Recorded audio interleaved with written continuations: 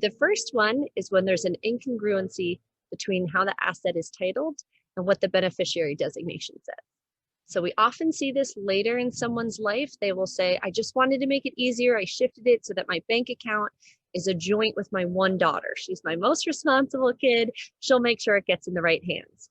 Well, when we see that you have a joint asset with one child, but meanwhile, we look at your will and it says, no, you want your assets to be split evenly with all of your children. There's a bit of an inconsistency there.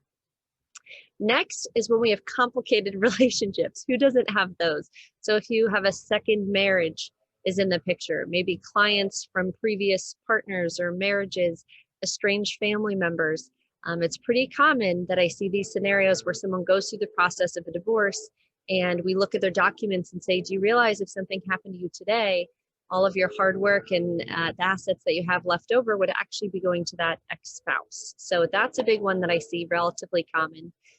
Another incongruency, I'll maybe see two co-owners on the deed to a house, but only one person's name on the mortgage.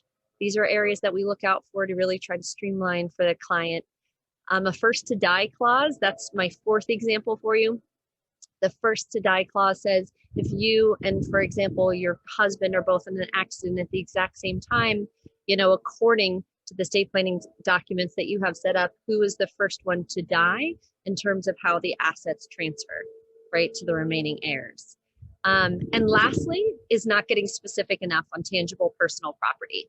So if you have that grandfather's clock or a ring that you want to pass on for generations to come, leaving it vague and just saying, my children will work this out, we would strongly recommend against that.